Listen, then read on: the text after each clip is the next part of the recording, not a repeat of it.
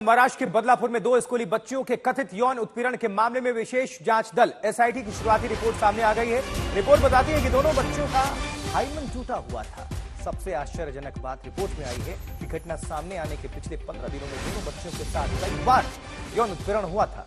SIT की यह शुरुआती जांच रिपोर्ट राज्य सरकार को सौंपी गई है। स्कूल प्रशासन कटघरे में है। उसने 48 घंटे तक रिपोर्ट नहीं की। जिस अस्पताल में बच्चियों को लेकर जाया गया वहां 12 घंटे तक उनका इलाज उनको नहीं मिला। दोनों बच्चियां केजी में पढ़ती हैं, जिनकी उम्र 3 से 4 साल है। अब सोचिए जरा।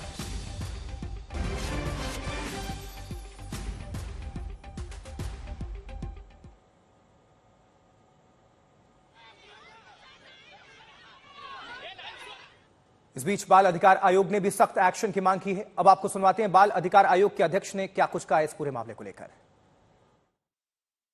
हर जगह लैप्सेस हुए हैं, डिले हुए हैं।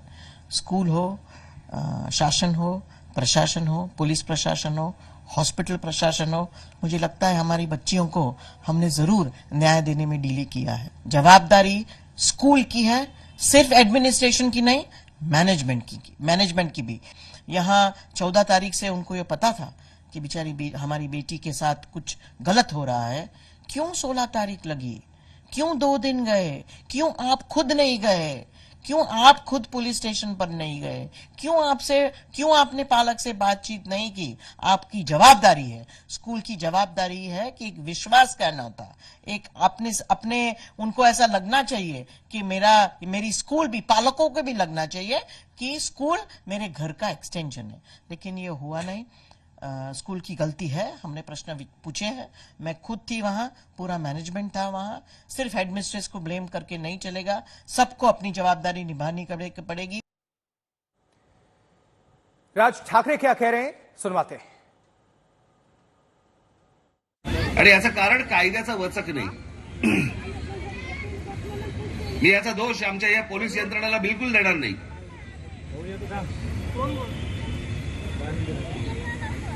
अजिबात देणार नाही।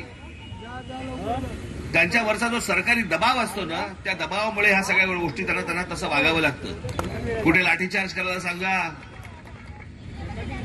कुठे परिस्थिती हाताळण्यासाठी म्हणून त्यांच्या हातातच काही नाही आणि मग दोष द्यायचा था ना, असं थोडी चालतं। मी अनेकदा बोलत आलो ना तुम्हाला, अनेकांना असं वाटतं की राज ठाकरे असा सहज बोलतो। मी सहज नाही बोलतोय, मी तुम्हाला अत्यंत गांभीर्यपूर्वक तुम्हाला सांगतोय। एकदा या राज ठाकरेच्या हातामध्ये या महाराष्ट्राची सत्ता द्या तुम्ही, एकदा। राज्य कसं हाकलं जातं ना, कायद्याची भीती काय असते ना, हे मी तुम्हाला दाखवून देईन। परत या महाराष्ट्रामध्ये परत कुठच्या बाईकडे, मुलीकडे कोणी वाकडे नजरेने बघायची कोणाची हिंमत होणार नाही। याच पोलीस यंत्रणेला सांगणार, 48 तास देणार। मुंबई पोलीस, महाराष्ट्र पोलीस यांच्यावरती माझा पूर्ण विश्वास आहे। 48 तास हातामध्ये दिले ना, साफ करून ठेवतील महाराष्ट्र अख्खा। उधर धरना प्रदर्शन भी शुरू हो चुका है। ये तस्वीरें देखिए, शरद पवार बैठे हुए हैं धरना प्रदर्शन पे। सौरभ अख्तानिया का रुख करेंगे, हमारे सहयोगी जुड़े हुए हैं। सौरभ, ये तस्वीरें हम देख पा रहे हैं, धरना प्रदर्शन का सिलसिला शुरू हो चुका है। काली पट्टी बांधकर शरद पवार भी नजर आ रहे हैं।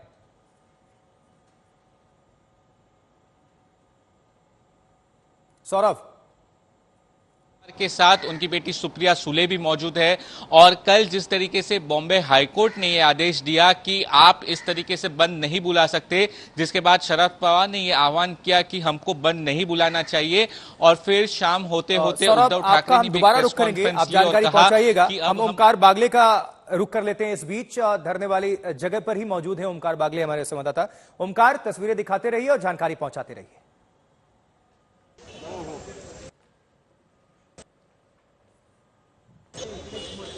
शरद पवार कुछ ही समय पहले यहाँ बाबा साहेब यहाँ पहुँच चुके हैं। के साथ आपको नजर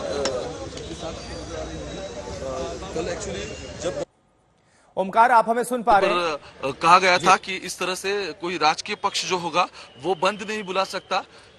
जी, आपको सुन पा रहे हैं? बिल्कुल बिल्कुल, अब आपकी आवाज आ रही है, आप सुन पा रहे हैं? बिल्कुल, जानकारी दीजिए। कल जिस तरह से बॉम्बे हाईकोर्ट ने कहा था कि कोई भी राजकीय पक्ष, कोई भी, जी, बॉम्बे हाईकोर्ट ने कहा था कि कोई भी राजकीय पक्ष हो, कोई पॉलिटिकल पार्टी हो, वो इस तरह से महाराष्ट्र को बंद का ऐलान नहीं कर सकता। और उसी के बाद शरद पवार ने ट्वीट किया था, सभी जो पार्टी अलायंस है महाविकास आघाड़ी के, उन सभी को कहा था कि मैं आपको रिक्वेस्ट करता हूं कि हमें संविधान का आदर रखना चाहिए और हमें कोर्ट की जो टिप्पणी है उसके रिक्वेस्ट करना चाहिए। और उसी के बाद आप देख सकते हो फ्रेम में शरद पवार है, यहाँ सुप्रिया सुले है जो यहाँ डॉक्टर बाबा साहेब अम्बेडकर के स्टैचू के यहाँ पहुंच गए हैं। थोड़ी देर पहले उन्होंने यहाँ हार चढ़ाया और उसके बाद ये एक साइलेंट प्रोटेस्ट है जहाँ कोई बात नहीं करेगा। सब इस सरकार की नीतियां और जो क्राइम अगेंस्ट वुमेन बढ़ गया है महाराष्ट्र में, उसके लिए सब लोग प्रोटेस्ट कर रहे हैं। शरद पवार खुद काले रंग का मास्क लगा के यहाँ बैठे हैं, लोग काली पट्टियां बांधे हुए हैं यहाँ और कोई बात नहीं करेगा। एक्चुअली ये पुणे में सिर्फ एनसीपी शरद पवार का नहीं बल्कि ये ऑल पार्टी प्रोटेस्ट है। यहाँ महाविकास आघाड़ी का हर एक पार्टी का जो पक्ष है वो पक्ष के नेता यहाँ सब मौजूद है। एनसीपी हो, उद्धव ठाकरे की शिवसेना हो या फिर कांग्रेस हो, उसके सभी नेता यहाँ मौजूद है और काली पट्टियां बांधनी हो या फिर मास्क लगाने हो, वो सब बांध के सब प्रोटेस्ट कर रहे हैं। महाविकास आघाड़ी और इंडिया फ्रंट ये मिलके सब प्रोटेस्ट करने वाले हैं।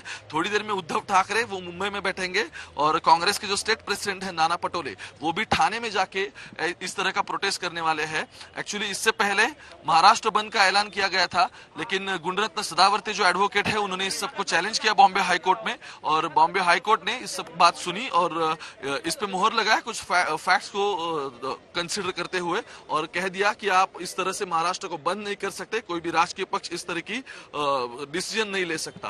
और उसी के बाद 1 घंटा 10 से 11 बजे तक शरद पवार खुद यहाँ बैठेंगे। अभी कांग्रेस के कुछ पुणे के नेता है वो भी यहाँ दाखिल हो चुके हैं, लेकिन शरद पवार बगल में पुणे के कांग्रेस के नेता मोहन जो यहाँ दाखिल हुई है। और पुणे के जितने भी महाविकास आघाड़ी हो, इंडिया फ्रंट हो, जैसे शरद पवार ने कल ट्वीट करके कहा था कि डावे यानी कि जो लेफ्ट पार्टीज है वो भी इनको इस सब में ज्वाइन करे। बदलापुर का जो इंसिडेंट था उसी के बाद ये सब पुणे में अब हलचल होती हुई नजर आ रही है। 1 घंटा पुणे में यहाँ ये प्रोटेस्ट किया जाएगा, साइलेंट प्रोटेस्ट जिसे हम कह सकते हैं। और उसी के बाद महाराष्ट्र के अलग अलग जगहों में, अलग अलग जिलों में भी इसी तरह के प्रोटेस्ट महाविकास आघाड़ी और इंडिया फ्रंट की तरफ से किए जाएंगे। बिल्कुल ओमकार, हम देख पा रहे हैं शरद पवार पहुंचे हुए हैं। शरद पवार के लिए अलग से कुर्सी भी वहां पर लगाई गई है, मंगाई गई है स्पेशल कुर्सी, छाता के नीचे वहां पर बैठे हुए हैं। ये धरना प्रदर्शन हो रहा है, देख पा रहे हैं हम। लेकिन ये बताइए कि मांग क्या है? क्या कार्रवाई से संतुष्ट नहीं है? एक्शन में डिले हुआ क्योंकि पुलिस की कार्रवाई हो रही है, सरकार दावा कर रही है कि हमने एक्शन लिया है, तो एक्शन को लेकर ये हिला हवाली को लेकर सवाल खड़े किए जा रहे हैं या पूरा मामला क्या है? ये सियासी तूल देने का और मतलब क्या है?